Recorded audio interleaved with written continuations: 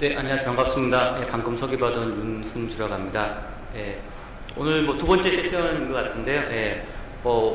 앞쪽 세션에서 아마 기술적인 부분들을 많이 강의를 해 주셨을 것 같은데, 저는 좀 기술 개발하는 것보다는 좀 더 이 인공지능 기술이 어떻게 활용이 되고, 또 기술 개발 여러 업체들의 동향은 어떤지 좀 이렇게 설명드리는 그런 시간을 갖도록 하겠습니다. 쭉 이렇게 설명 들으시다가 이제 궁금한 사항 있으시면 질문 주셔도 좋을 것 같습니다. 인공지능 하면 사실 인공이라는 단어가 붙기 전에 지능이라는 게 있잖아요. 사실 저희 학교 다닐 때 다 지능 검사 한 번씩 하시잖아요. IQ 얼마.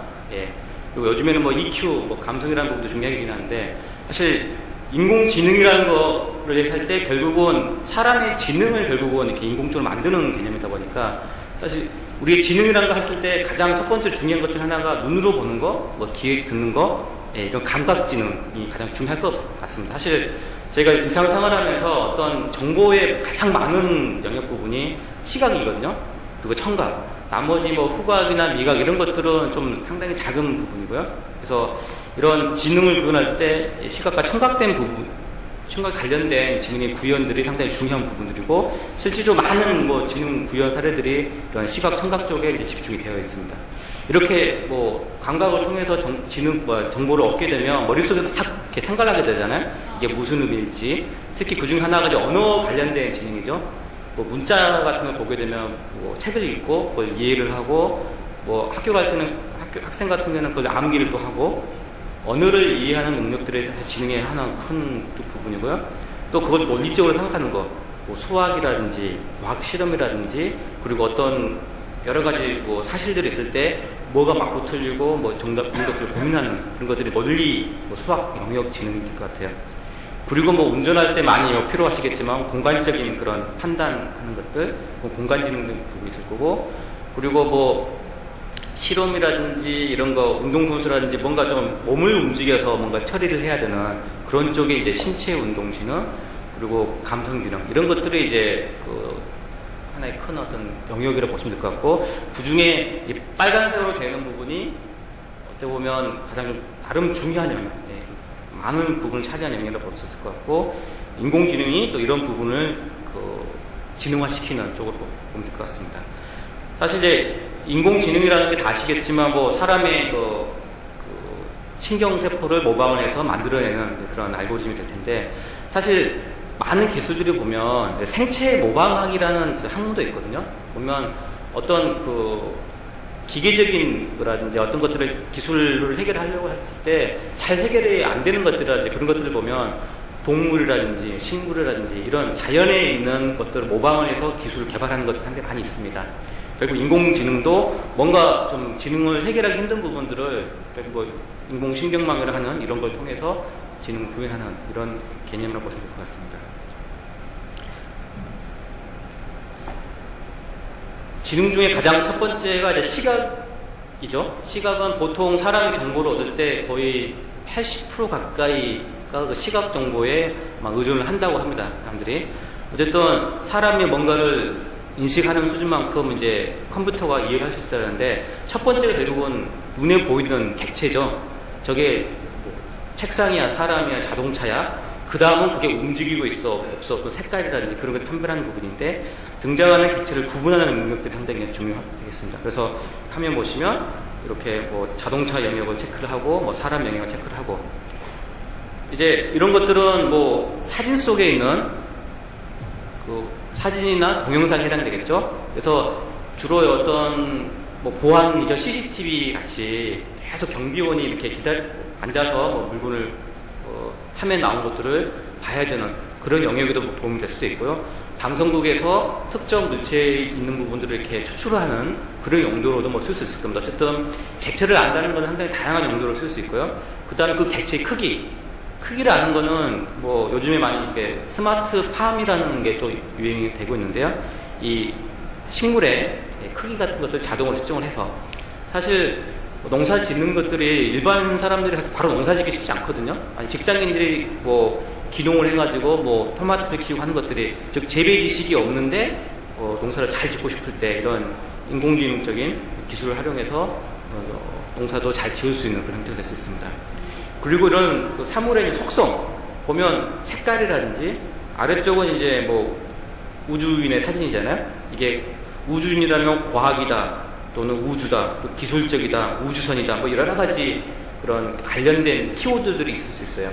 그런 것들 사진을 보고 자동으로 추출을 해서 뭐 태그를 달아두면 나중에 그 사진들을 뭐 그룹핑을 한다거나 했을 때 상당히 유용할 수 있는, 그래서 어떤 객체를 보고 이런 속성을 추출하는 것도 상당히 중요하고 그런 기술들이 요즘 많이 적용이 되고 있습니다. 이런 기술들이 가능해지면 사실 저희 갤러리라든지 사진 찍은 다음에 이렇게 사진들을 이렇게 그룹핑해주는 그런 기술들이 요즘 많이 적용되고 있는데요. 객체의 내용들을 알게 된다면 단순히 찍은 장소라든지 시간 정보가 아니라 사진에 있는 인물 정보, 뭐 홍길동과 같이 찍은 사진만 따르게 쫙 모아주는, 그래서 페이스북에서 제공해주는 모먼트라는 이 앱 사용을 하게 되면 그 사진들 모아줍니다. 그 특정 사람들이 들어있는 사진들을, 그래서 그 사진들도 공유할 수도 있고 하는 그런 것도 가능하고요. 그리고 보통 이제 실시간 라이브 동영상도 많이 올리게 되잖아요. 근데 일일이 그 동영상 많다 보니까 그 속성 키워드들을 뭐 동영상 촬영하는 사람 다 달아줄 수 없는 부분이고, 그래서 자동으로 그 동영상 속성을 안다면 그 라이브로 올라온 동영상들이 그룹핑이 돼 있어서 그 시청하고자 하는 사람들이 쉽게 찾아서 볼 수 있는 그런 형태로 적용이 될 수 있습니다.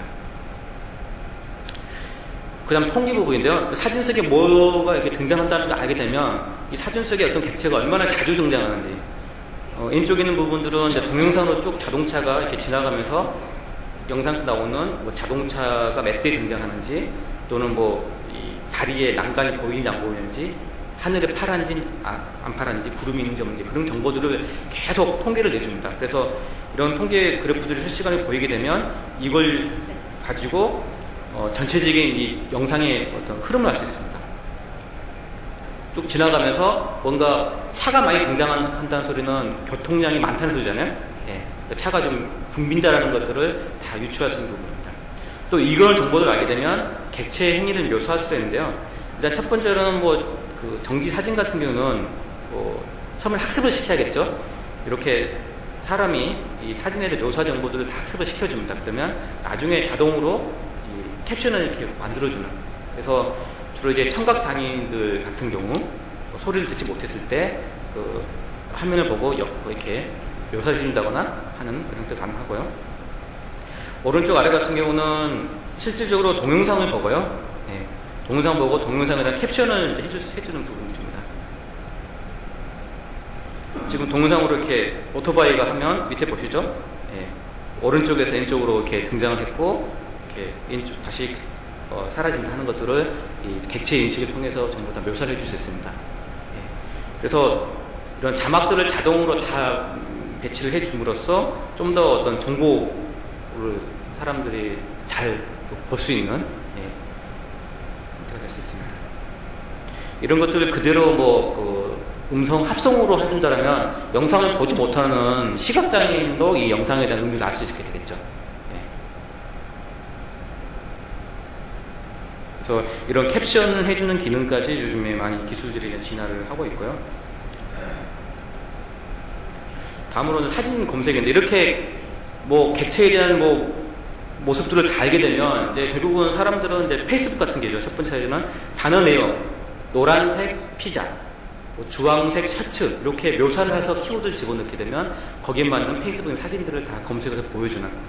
이 키워드는 뭐 이렇게 우리가 사진 올리면 태그를 달잖아요. 태그가 달려있지 않고 그냥 사진 자체를 분석해서 검색해주는 형태가 되는 거고요. 훨씬 많은 정보들을 사람들이 쉽게 찾을 수 있는 부분입니다. 이게 가능하다면 검색도, 상품 검색도 가능합니다. 네이버 같은 경우는 뭐 사진으로 뭔가 뭐 검색하다 보면 이 옷과 비슷한 사진으로 뭔가 쇼핑몰을 찾고 싶었잖아요. 그래서 옷과 관련된 걸 선택을 하게 되면 그 옷과 유사한 제품들이 자동으로 보이게 되는 거고요. 11번 같은 경우는 실제 카메라로 가방을 찍게 되면 그 가방과 유사한 상품 정보들을 보여주는 그런 형태로 검색을 쉽게 해주는 형태로 되는 거고요. 핀터레스트 같은 경우는 이제 비주얼 서치라는 기능인데요. 사실 핀터레스트는 사진이 상당히 많이 올라오잖아요. 사진의 특정 부분을 이렇게 그 드래그해서 박스 사이즈를 조절을 할 수 있습니다. 여기 이렇게 박스인데 더 키울 수도 있고 좁을 수도 있고 움직일 수도 있어요. 그래서 이 영역 내에 있는 사진과 유사한 사진들을 찾아줍니다. 만약에 이 박스를 바닥으로 이렇게 올리면 해석밖에 없잖아요. 그럼 해석과 관련된 사진들이 자동 검색이 되는 겁니다. 그래서 특정 사진 중에 내가 원하는 사진들을 다 찾아낼 수 있는 그런 기능들이 이제 핀터레스트는 적용되고 있고요. 그래서 굳이 이렇게 박스를 움직이지 않고 이렇게 터치식으로 가운데 보시면 특정 부분을 터치를 하면 거기에 관련된 청바지라든지 옷을 보여주는 부분이고요. 오른쪽 같은 경우는 아래 같은 경우는 이게 사진을 찍을 때 그 사진을 인식을 해서 속성을 자동으로 이렇게 매칭을 시켜주는 그런 형태입니다. 그래서 이 핀터레스트의 기능들이 점점 좀 다양해지고 있는 그런 형태에 있습니다. 그리고 사진을 보다 보면 소리를 이제 같이 들으면 좀 더 실감 날 수 있거든요. 그냥 사진이 열차 사진이다. 뭐 어디 여행 가면 사진 많이 찍어 오잖아요. 근데 거기에 열차 지나가는 소리나 이런 것도 듣게 되면 훨씬 더 기억을 나중에 추억을 회상할 수 도움이 되기 때문에 사진의 객체를 인식을 해서 이게 열차인지 키보드인지 뭐 창문인지 이런 것들을 인식을 해서 이미 저장되어 있는 그 효과음들을 매칭을 해서 들려주는 그런 부분이고요. 그리고 우리 동영상을 그 영화 같은 거를 찍게 되면 되게 효과음들을 많이 이렇게 매핑 하잖아요. 왜냐면 영화를 찍을 때 주변에 잡음이 많이 모여 있을 수 있기 때문에 그 효과음은 또 따로도 녹음하는 경우도 많습니다. 그래서 이 사진 보시면 그 움직임을 감지해서 이 소리의 패턴들을 분석을 해서 유사한 어떤 소리를 찾는 겁니다. 그래서 이 주파수 성분을 분석을 해서 이미 저장되어 있는 유사한 어떤 소리를 불러서 그 소리를 내게 해주는. 그래서 풀숲을 이렇게 치는 소리라든지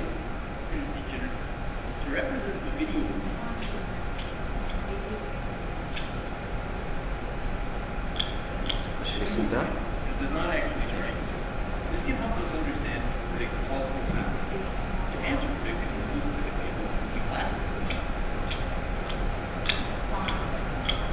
좀 이렇게 상당히 다양한 그 하시는 것들이 그 분석을 해서 이미 가지고 있는 어떤 효과음들을 매칭해주는. 그래서 이렇게 되면 사실 효과음을 이렇게 녹음을 하는 직업들이 상당히 많이 있는데 또 매핑을 해주는 뭐 그런 또 직업들이 좀 이용을 해줄 수도 있겠죠. 그래서 이런 쪽으로 또 인공지능이 좀 활용이 되고 있고요. 또 똑같습니다. 우리 그 방송에 나오는 아나운서라든지 이런 사회자가 말을 하게 되면 입 모양을 보고 소리를 듣는 게 아니라 입의 모습을 보고 캡션을 자동으로 달아주는. 이게 되면 사실 시끄러운 곳이 아니고 조용한 데서 녹음을 했을 때는 사실 음성 인식을 통해서 캡션을 달아줄 수 있는데 그런 것이 아니라 정말 시끄러운 곳에서 막 그 녹음이 되어서 소리 인식이 전혀 어려운 상황에서도 입 모양을 보고 캡션을 달아주는 그런 기술들이 좀 더 많이 연구가 되고 있고요. 아직은 뭐 성능이 완벽하진 않지만 어떤 특정 상황에서는 음성인식 기술과 이렇게 입모양을 인식하는 기술을 통해서 어떤 청각 장애인들한테 정보를 줄 수 있는 용도로 쓸 수 있고요. 그리고 영상을 변형하는 것들, 사실 뭐 영상 합성한 것들은 뭐 포토샵이라든지 많이 있죠. 그런 것들을 이제 컴퓨터가 자동으로 정말 진짜처럼 두 장의 사진을 합성해주는 그런 것들이 이제 기술들이 좀 많이 되고 있고요. 그리고 보통 인공지능 얘기할 때 인공지능이 예술가를 대체하기는 어려울 거다 뭐 이런 얘기를 많이 하잖아요. 창의적인 부분이고. 근데 사실은 예술가의 영역도 인공지능이 많이 있는 걸 침범할 수 있다는 사례인데요. 왼쪽 아래에 보시면 우리가 찍은 사진을 원래 유명한 화가의 화풍들을 다 인공지능 학습을 해가지고 그 화풍대로 사진을 이렇게 만들어주는 겁니다. 이런 사진, 이런 사진, 이런 사진. 이거 동영상처럼 되는 거 실시간 바꿀 수도 있고요. 그래서 유명한 어떤 화가의 풍대로 그대로 만들어주기 때문에 예술 영역에서 인공지능이 많이 또 활용이 되고요. 오른쪽은 구글에서 제공해주는 딥 드림이라는 그런 건데요. 사람이 꿈을 꾸듯이 컴퓨터도 꿈을 꾼다라는 의미입니다. 그래서 이렇게 사진을 이렇게 찍게 되면 사진을 활용해서 사실 우리도 꿈을 꿀 때 보면 어떤 배경을 통해서 실제 존재하지 않는 이 등장인물이 등장을 한다거나 이런 데 꿈을 많이 꿨잖아요.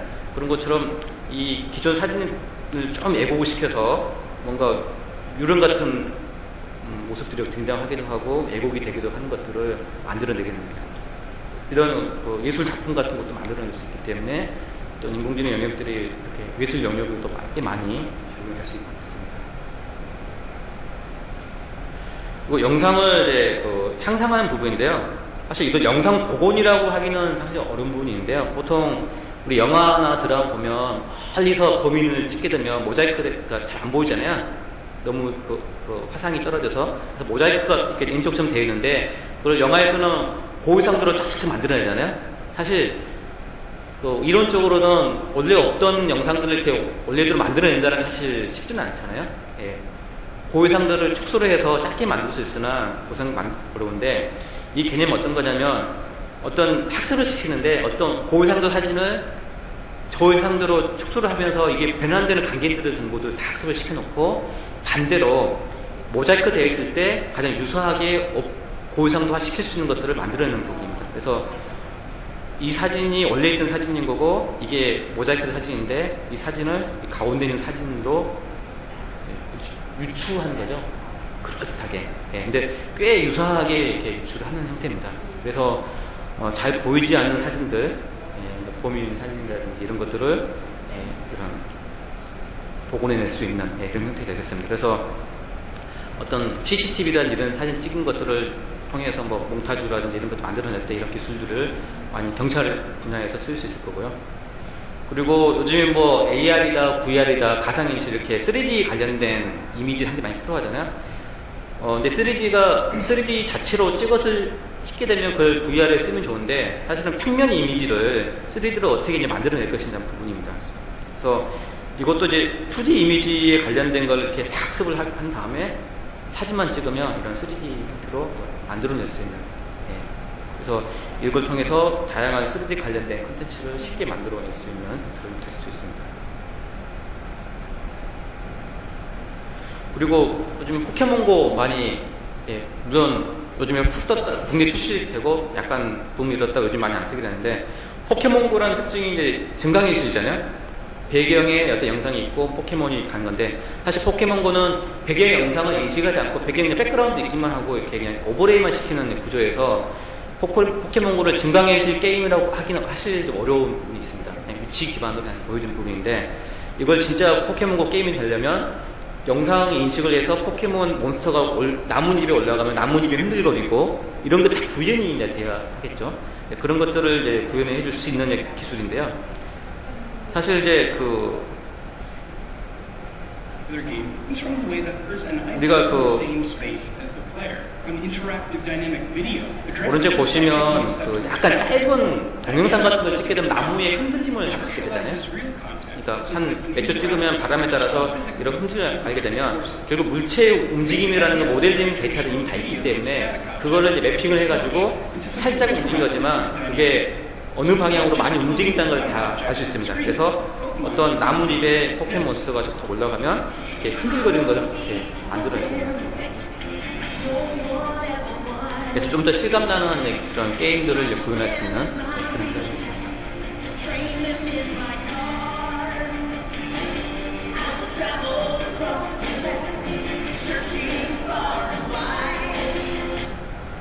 뭐 이런 형태로 이제 영상이 좀 적용되고요. 그리고 역시 미술과 영역이라고 할 수 있는데 스케치 그림 되면 만화 같은 거 보면 스케치만 하시는 또 전문 있고 또 협업을 많이 하잖아요. 다른 또 한 사람 열심히 색칠해서 하나 만화를 만들어야 되는데 색깔을 칠하는 것도 인공지능들이 해주게 됩니다. 이쪽 아래 보시면 이 사이트에 가시면 이 스케치된 사진을 업로드 시키고요. 특정 영역의 색깔을 이렇게 선택해서 이렇게 주황색, 뭐 노란색, 빨간색 이런 식으로 대충 그 지점 색깔만 지정해주면 그걸 가지고 그 오른쪽에 색깔 다 칠해줍니다. 그래서 이렇게 색깔 칠해주는 것도 전부 다 가능한 부분이고요. 그리고 뭐 증강현실 관점 연계해서 증강현실 상황에서 등장하는 캐릭터 상의 이게 뭐죠? 텍스처죠? 그 모양의 그 표면 그 색상이나 이런 것들을 평면에 이렇게 그림을 그리게 되면 이 이미지를 그대로 이렇게 움직이는 캐릭터 상에 매핑이 돼가지고 그림자 효과라든지 음영 효과를 다 반영을 해서 그래서 내가 캐릭터에 직접 반영을 시키는 내가 할 수도 있고요. 그리고 이 주변의 조명 효과들을 인식을 해서 이 캐릭터, 가상현실, 증강현실 캐릭터 상의 이 음영 효과들을 실시간으로 그리고 실제처럼 만들어주는 그런 것들이 이제 인공지능을 통해서 가능해질 수 있습니다. 그리고 지금까지는 되게 이제 평면 2차원 이미지를 분석을 해서 뭐 객체 인식을 하고 뭐 변형식 하는 건데, 사실 요즘에 뭐 구글 탱고라는 센서들이 있잖아요. 그 이용해서 이제 그 스마트폰도 나오겠는데, 이게 3D 센서예요. 입체 거리를 측정하는 그런 센서인데요.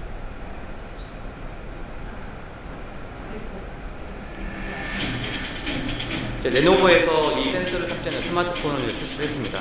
사실 이런 센서는 인텔의 리얼 센서라든지 이런 여러 가지 센서들이 있습니다. 그래서 거리를 측정을 해주게 되는데요. 거리를 측정을 할 줄 알면 사실은 집안에 있는 뭐 가구의 부피, 크기 이런 것들을 바로 즉석에서 판단을 해가지고 뭐 이케아라든지 이런 가구들을 매장에 가지 않고도 집에 딱 들어맞는 정확한 그런 가구들을 또 주문할 수 있습니다. 그래서 이런 가상현실, 증강현실 컨텐츠라든지 가구적 길이를 잴 수도 있습니다.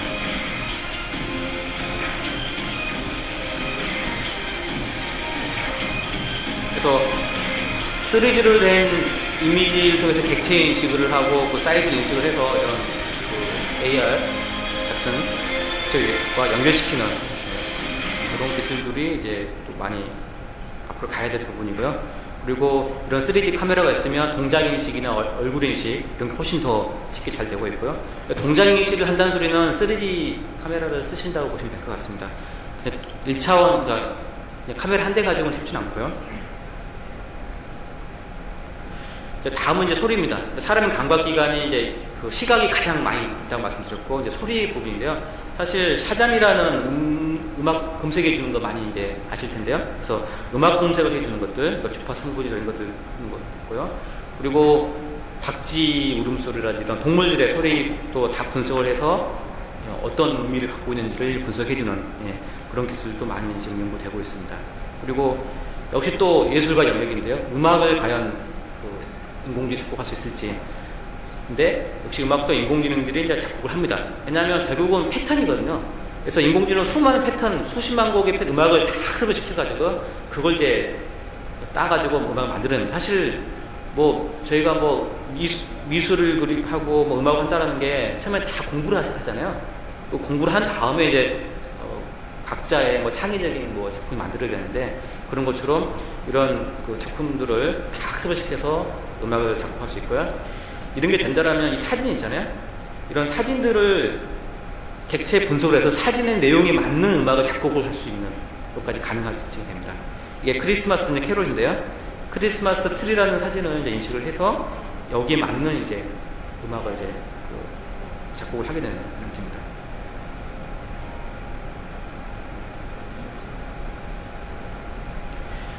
그 다음에 이제 음성 인식인데요. 이건 이제 언어 영역이죠. 아까 뭐 시각, 청각 말씀드렸고, 그거 정보를 가지고 언어를 얼마나 내가 이해를 할 것이라는 부분인데, 일단 음성 인식 부분은 스마트폰에 많이 적용이 되어 있죠. 그리고 요즘에 자동차에 음성 인식을 많이 적용하려고 하고 있고요.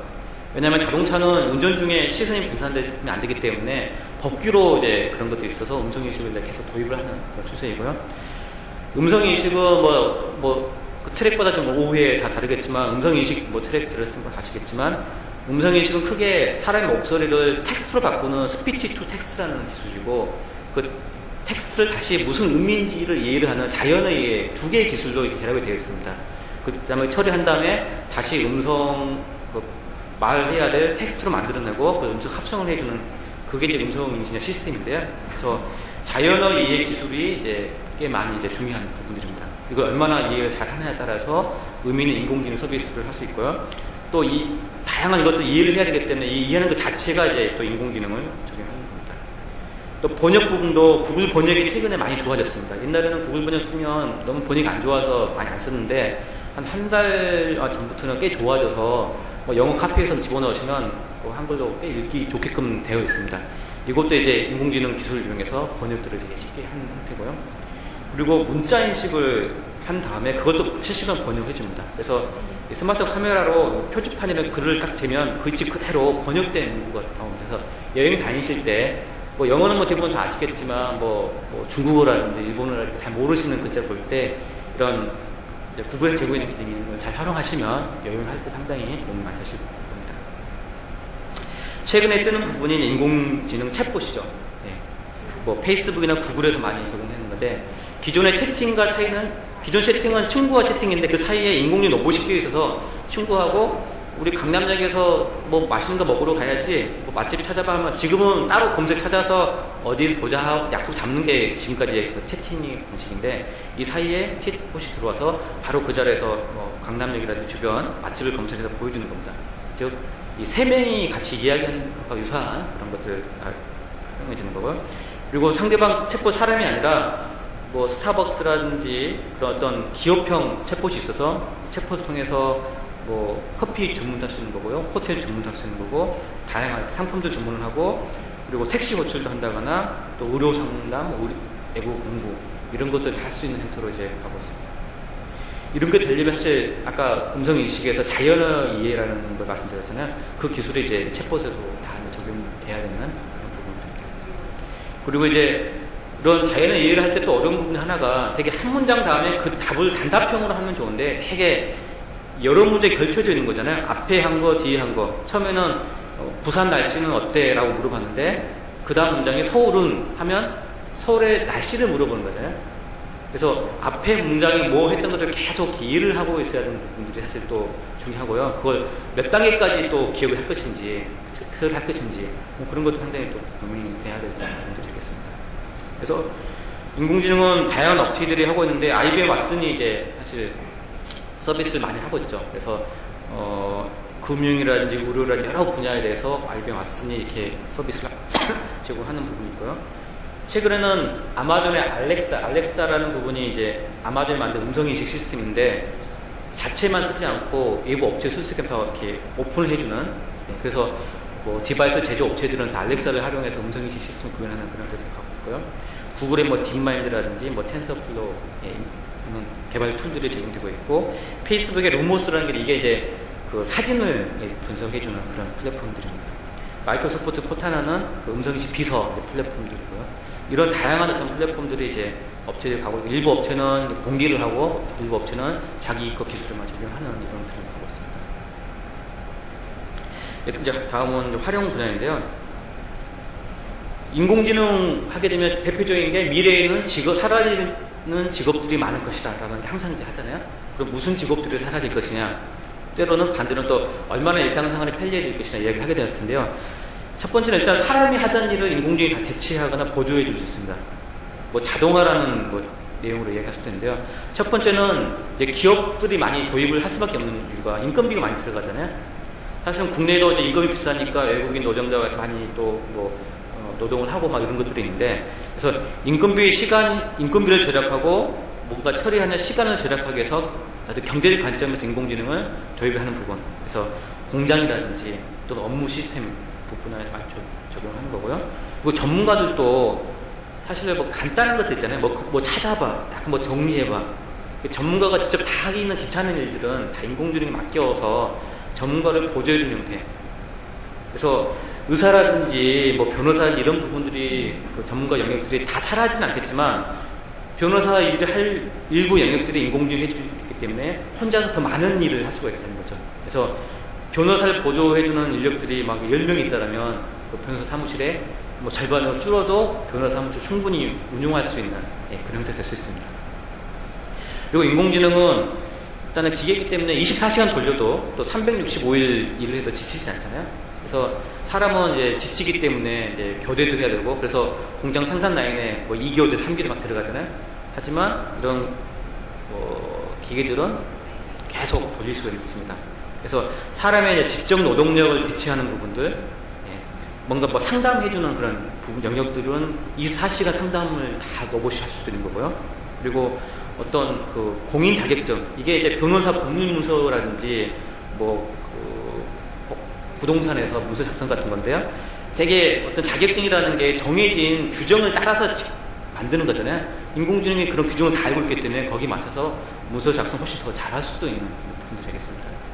그리고 사람의 물리적 노동력이니까 주로 로봇 같은 경우가 많이 투입이 될 텐데요. 공장이라든지 이런 것들이 다 투입이 돼서 이미 많이 적용이 되고 있고요.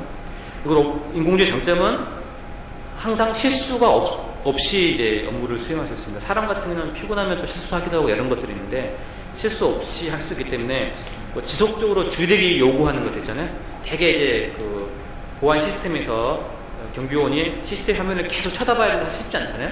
그래서 되게 화면 뭐 분석 알고리즘에 있어서 뭔가 물체가 감지되면 뭐 경고음을 알려준다 이런 식으로 해서 경비를 좀 도와주는 것들이 있는데 어쨌든 지속적으로 감시해야 되는 부분, 감시 보안이나 때로는 뭐 다큐멘터리 TV나 영화 프로그램 만들 때 찍어놓은 수많은 그 화면 중에 원하는 장면만 이렇게 추출을 해야 될 때, 그럴 때도 쓸 수 있을 겁니다.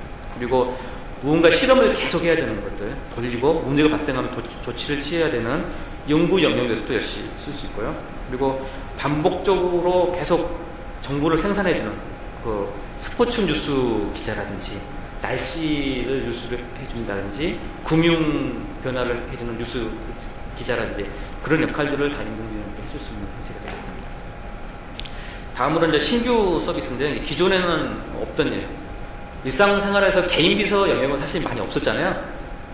뭐 사장님이라든지 이런 분들은 개인 비서들이 있지만 대부분은 자기가 알아서 해야 되는 부분들인데 그런 뭐 개인 비서의 경험들을 못했던 것들이 이제 이런 인공지능이 다 해줄 수 있는 거고 뭐 개인 맞춤형 각 개인의 특성들을 잘 알기 때문에 거기에 딱 맞는 취향이라든지 이런 것도 맞춰서 해주는 서비스들이 상당히 가능해집니다. 그래서 맞춤형 상품 추천이라든지 오른쪽 아래가 노스페이스 그런 화면 그 웹사이트인데요. 거기 들어가서 내가 좋아하는 옷 종류라든지 색상이나 이런 것들 몇 개 입력을 하게 되면 거기에 맞는 옷을 이렇게 추천해주는 그런 형태가 되겠습니다. 그리고 이제 사물과 인터랙션, 음성인식 같은 거라든지 뭐 동작인식이라든지 이런 것들이 기존에 없던 경험들을 이제 가능하게 해주는 형태가 되겠습니다. 그래서 교통, 의료, 금융, 뭐 교육 다양한 분야에서 다 인공지능들이 쓸 수 있는 형태가 되겠습니다. 인공지능 스피커가 뭐 구글이라든지 아마존이 등장하게 되는데요. 아마존은 그 인공지능 스피커에 있는 음성 시스템을 오픈해서 알렉사라는 거 오픈해서 공개를 했는데요. 이 알렉사 API를 클라우드 서버에 있는 것들을 활용을 해서 이 제품도 상당히 다양하게 개발하게 되면 사용자가 음성 인식을 하면 그 음성 정보가 클라우드에 가서 처리된 정보가 인터넷에서 처리된 다음에 뭐 집안에 있는 뭐 조명을 켠다거나 뭐 이렇게 문을 연다거나 하는 것들을 다 개발할 수 있는 형태가 되겠습니다. 그래서 이 알렉사 시스템은 뭐 스마트홈이라든지 다양한 뭐 자동차라든지 이런 다양한 영역에 좀 적용이 되어가고 있습니다. 뭐 최근에 가정용 로봇 시장이 갑자기 커졌습니다. 뭐 작년만 해도 좀 뭐 그랬는데 하반기부터 상당히 커져서요.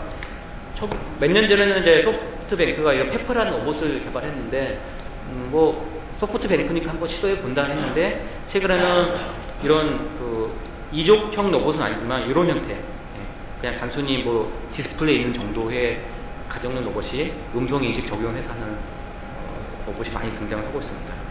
뭐 아직은 없지만 미래에는 이렇게 요리하는 로봇도 뭐 가능해질 수 있을 것 같고요. 인공지능이 적용되는 가장 뭐 대표적인 사례 중 하나가 자율주행차입니다. 개인 자율주행이 가능하면 사실은 운전 중에 잠도 잘 수도 있고요. 뭐 신문도 볼 수 있고 TV를 보면서 데이트하면서 이동할 수도 있습니다. 대중교통은 또 나이 드신 분들 이쪽 로봇택시는 일본 사례인데요. 요즘에 TV에서 보시면 나이 드신 분이 사고를 많이 내리는 경우도 있잖아요. 즉 인지 능력이 떨어지다 보니까 좀 사고 많이 발생하게 되는데 그래서 시골에 계시는 노인분들을 아팠을 때 병원에 뭐 수송한다거나 그런 분들 위해서 로봇 택시가 그 시골까지 이동을 해서 즉 운전기사 없어도 시골에 다 어떤 교통 시스템을 제공해 줄 수 있는 그런 용도를 쓸 수 있고요. 도시 교통에서도 인건비가 들지 않기 때문에 소규모의 좁은 영역 이동을 하는 버스들도 많이 운행이 가능합니다. 지금 뭐 국내도 마찬가지 해도 시범적으로 이런 자율버스를 활용하고 있고요. 시범적으로 운행을 하고 있습니다. 아직은 자율주행차가 모든 곳을 다 운행하기 쉽지 않아서 정해진 공간, 제한된 환경이죠. 제한된 환경에서 운행을 할 수 있는 수준으로 많이 검토가 되고 있습니다. 산업용 차량은 운전기사가 없어도 미국 같은 경우는 뭐 하루 종일 운전을 해서 동부에서 서부까지 운전을 한다거나 사실 이제 미국 같은 법규가 있어서요. 트럭 운전사가 몇 시간 이상 연속 운전 못하게 좀 되어 있다 보니까 이제 빨리 또 운송을 해야 되고 그런 경우에 이런 자율주행 트럭들이 활용이 되고요. 농업이나 건설 쪽에서는 이렇게 운전석 없는 트럭만 움직이면서 건축 자재를 이동시키고 우리나라 같은 땅이 좁긴 하지만 미국은 땅이 넓기 때문에 자율주행 트럭을 이용해서 그 넓은 땅을 다 농사를 지을 수 있는 그런 드림구들이 많이 되고 있습니다.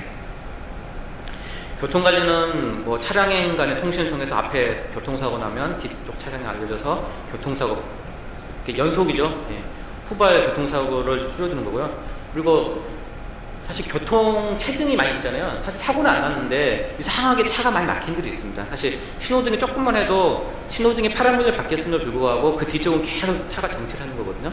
이게 움직이는 시간이 조금 누적이 돼서 교통 체증이 상당히 많이 발생하게 되는데, 그런 교통 체증들을 이런 정보들이 실시간으로 연동된다면 앞차가 움직일 때 뒷차도 같이 기차처럼 같이 움직이게 되면 교통 체증을 좀 줄일 수 있는 그런 연구되고 있고요. 그리고 미래에는 자율주행차 같은 경우는 차가 계속 움직이기 때문에 이 불법 주차 때는 딱지를 떼는 일이 없을 수 있어요. 왜냐하면 교통경찰이 딱지를 떼려고 그러면 차가 계속 움직이는 거죠. 교통경찰 오면 움직이고.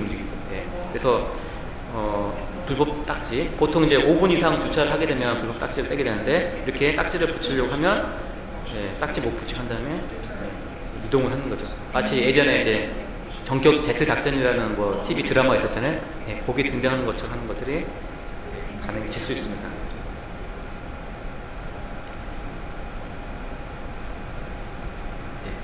뭐 이런 택배나 운송 부분에서도 뭐 될 수 있고요. 창고의 물류, 이거 아마존에 있는 창고에 적용되는 건데 키바라는 제품입니다. 그래서 사람이 움직이는 게 아니라 키바라는 제품들이 이 물류 창고에 창고에 있는 이 선반들을 들어가지고 다 이동을 시켜주고요. 최근에 발표한 그 무인 점포입니다. 아마존 건데요. 아직은 시범 서비스 중인데요. 그냥 들어갈 때 스마트폰과 자기 개인 인증을 하고 상품은 들고 나오면 됩니다. 그 주위에 카메라가 있어서요. 카메라 센서를 가지고 어떤 물건을 집어넣는지 다 인식을 하게 됩니다. 가지고 그냥 나가면 물건값이 계산이 되는 이런 서비스도 있고요. 그리고 드론을 활용한 택배 서비스들도 지금 연구들이 많이 되고 있습니다. 그래서 특정 지역에 트럭으로 이동을 한 다음에 그 근거리는 드론이 이게 날아가서 배송을 해주는. 근데 드론 같은 경우는 뭐 배터리 이슈가 있어서 아직 먼 거리를 가기 쉽지 않거든요. 그래서 근거리 중심으로 배송을 해주는. 이렇게 택배 트럭과 드론과 연합으로 할 수 있고요. 택배 트럭에 역시 로봇이 또 같이 기잡될 수도 있을 것 같습니다. 로봇으로 물건을 운송시키는 연구들이 좀 많이 되고 있고요. 교육 분야에서는 맞춤형 자가학습이 가능합니다. 혼자서도 충분히 학습이 가능하죠. 뭐 이 태블릿 사이버 캐릭터 선생이 나와서 뭐 대화를 하면서 학습을 한다거나, 아니면 이렇게 물리적인 모습을 가진 로봇으로 대화를 한다거나, 또는 가상현실 공간에서 사용자의 움직임을 인식을 하고 하는 교육도 가능하고요. 최근에는 이런 로봇이 이렇게 전체를 가르쳐질 학습들이 많이 되는데요. 주로 이렇게 노인분들이 이런 형태의 그 로봇도 상당히 친밀감을 느낀다는 조사 결과들이 있습니다. 왜냐하면 좀 더 노인들과 다 대화도 잘 해주고 들어주기 때문에 사람보다도 더 이렇게 친밀감 느낀다는 그런 연구 결과가 있습니다. 법률 분야에서도 인공지능이 되는데요. 간단한 챗봇 이용해서 법률 상담을 한다거나, 또 법률 검색들을 키워드를 집어넣으면 판례라든지 이런 것들 다 검색해주고요. 또 간단한 문서는 법률 문서를 작성해줍니다. 어떤 심플하게 정해지는 간단한 사건들에 대해서는 몇 가지 항목만 집어넣어주면 법률 문서도 작성해주고, 그리고 법률 자문의 전략도 수립해주는 인공지능도 있고요. 그리고 소송하다 보면 각종 증거들을 또 모아야 되잖아요. 증거 모아서 또 소송 문서 작성해야 되는데, 그런 증거들을 이렇게 관리해주는 그런 인공지능도 등장했습니다.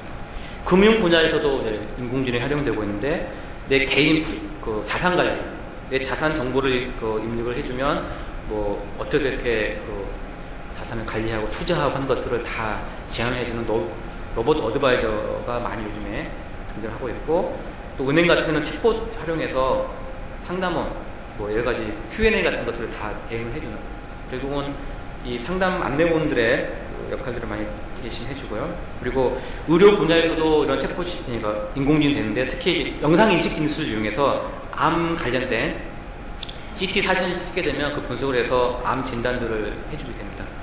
국내에도 몇 개 병원들이 지금 적용했는데 실제로 하다 보니까 환자들이 인공지능이 제안해준 이런 치료 방법의 진단들을 상당히 신뢰한다는 조사 결과들이 있습니다. 그래서 아직은 책임 소재 때문에 의사들의 최종 판단을 내리긴 하지만 점점 이런 것들이 신뢰가 높아지면 의사 한 명이 여러 환자들 다 대응할 수 있는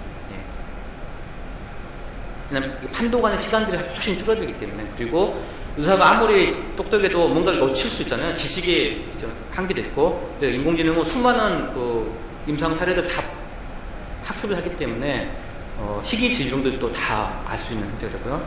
피부암 검사하는 것도 있고요. 심장 질환들, 다양한 건강 정보들을 다 입력하게 되면 심장 질환 가능성도 예측해 줄 수 있는 거고 또 이렇게 망막 질환 같은 것도 다 판단해 줄 수 있습니다. 환자 관리라든지 간병 여부 그리고 집에서 혼자서 이렇게 자가 의료 관리하는 경우에 가상 간호사를 통해서 관리할 수 있는 형태로도 가능해질 수 있습니다. 보안 로봇에 적용됐었고요. 아까 CCTV 말씀드렸지만 CCTV가 특정 얼굴을 인식을 해서 자동으로 알려줘서 하는 부분들 그리고 범죄 예측, 드라마상의 영화에만 있는 뿐만 아니라 특정 어떤 시간대라든지 이런 것들을 활용해서 특정 영역에 지역에 범죄 가능성이 높아지는지 그 정보들도 그리고 특히 성범죄 같은 경우는 전자팔찌 같은 걸 착용해서 위치 추적들이 가능하다면 그런 걸 활용해서 뭔가 그런 범죄 예측도 해줄 수 있는 부분도 있습니다. 영화 같은 분야에서도 적용이 되고 있는데요. 영화 예고편 같은 것들을 만들게 되는데 예고편을 인공지능이 만들게 됩니다. 이건 IBM 왓슨이 만든 건데요. 영화 속에 있는 음악이라든지 화면 구조라든지 이런 것들을 스스로 판단해서 가장 그 의미 있는 예고편을 만들어냅니다. 예고편 만들기 전에 수많은 비슷한 예고편 학습을 합니다. 학습을 해서 예고편을 만들어야 되는 영화 분야되고 시나리오도 로봇이 그러니까 인공지능이 만들어 있고요.